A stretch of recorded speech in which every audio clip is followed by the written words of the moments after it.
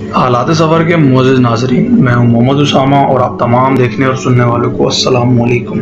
नाज़रीन ग्रामी, अपनी आज की वीडियो में हम आपको अज़ीमुश्शान सल्तनत उस्मानिया की मुख्तसर तारीख़ बताएंगे। नाज़रीन, अरब शरीफ में 1922 तक तुर्की की हुकूमत थी, जिसे खिलाफत उस्मानिया के नाम से जाना जाता है। 1922 से पहले सऊदी अरब का नाम सऊदी अरब नहीं बल्कि हिजाज़ मुक़द्दस था।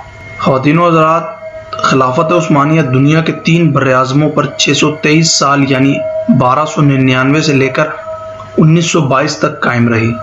जब भी दुनिया में मुसलमानों पर जुल्म सितम होता था तो तुर्की की हुकूमत इसका मुंह तोड़ जवाब देती थी। अमरीका, बरतानिया, यूरोपियन कंट्रीज़, यहूद व नसारा को अगर सबसे ज़्यादा ख़तरा था तो खिलाफत उस्मानिया की हुकूमत से था।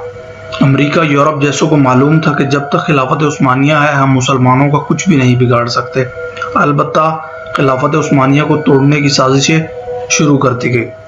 अमरीका और यूरोप ने खिलाफत उस्मानिया को ख़त्म करने की साजिश शुरू की 19वीं सदी में। चनाचा मक्का और मदीना मुसलमानों के नज़दीक काबिल एहतराम है, इसलिए सबसे पहले फितना वहीं से शुरू करवाया। अमरीका यूरोप ने सबसे पहले एक शख्स को खड़ा किया जो क्रिश्चियन था।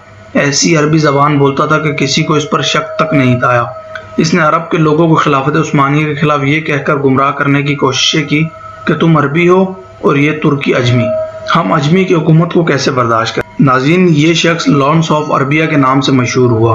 फिर अमरीका ने एक शख्स को खड़ा किया जिसका नाम अब्दुल वहाब नजदी था। अब्दुल वहाब नजदी की मुलाकात अरब के एक सौदागर से हुई जिसका नाम इब्न सऊद था। इसने इब्न सऊद को अरब का हुक्मरान बनाने का लालच दिया। फिर इब्न सऊद ने मक्का, मदीना और ताइफ में तुर्की के खिलाफ जंगें शुरू कर दी। मक्का, मदीना शरीफ और ताइफ के लाखों मुसलमान इब्न सऊद की डाकू फौज के हाथों शहीद हुए। जब तुर्की ने देखा कि इब्न सऊद हमें अरब से निकालने और ख़ुद अरब पर हुकूमत करने के लिए मक्का, मदीना शरीफ और ताइफ के बेकसूर मुसलमानों को शहीद कर रहा है, तब तुर्की ने आलमी तौर पर यह ऐलान कर दिया कि हम इस पाक सरजमीन पर कत्ल गारत पसंद नहीं करते। इस वजह से खिलाफत उस्मानिया को ख़त्म कर दिया गया, जिसकी वजह से 40 नए ममालिक वजूद में आए। फिर अरब के मुसलमानों का ज़वाल शुरू हो गया। हिजाज़ मुक़द्दस का नाम 1400 साल की तारीख में पहली बार बदला गया। इब्न सऊद ने हिजाज़ मुक़द्दस का नाम अपने नाम पर सऊदिया रख दिया और इस फितने का जिक्र अहादीस में भी मिलता है। और इसी वजह से सरकार दो आलम सल्लल्लाहु अलैहि वसल्लम ने सऊदी अरब के शहर नजद के बारे में दुआ नहीं फरमाई थी। नाज़रीन, इसी नजद में इब्न अब्दुल वहाब नजदी पैदा हुआ, जिससे अंग्रेज़ों ने एक नए मज़हब की बुनियाद डलवाई और यही शहर मुस्लिमा कज़्ज़ाब का जाए पैदाइश भी है। लेकिन दुनिया भर के मुसलमानों की आंखों में धूल झोंकने के लिए अंग्रेज़ों ने इस नजद शहर का नाम भी तब्दील करके रियाज रख दिया, जो आजकल सऊदिया का दारुल हुकूमत भी है।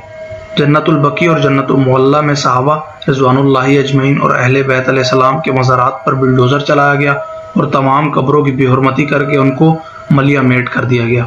हरम शरीफ के जिन दरवाज़ों के नाम सहाबा और अहले बैत के नाम पर थे, इनका नाम आले सऊद के नाम पर रखा गया।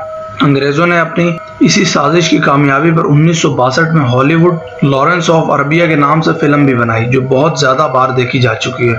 यहूद व नसारा को अरब में आने की इजाज़त मिल गई। जिस दिन इब्न सऊद अरब का बादशाह बना, इस दिन एक जश्न हुआ। इस जश्न में अमरीका, बरतानिया और दूसरे मुल्कों के प्राइम मिनिस्टर इब्न सऊद को मुबारकबाद देने पहुँच गए। नाज़रीन, जिस अरब के नाम से यहूद व नसारा कांपते थे, वो सऊदी अमरीका के इशारे पर नाचने लगा और आज भी नाच रहा है।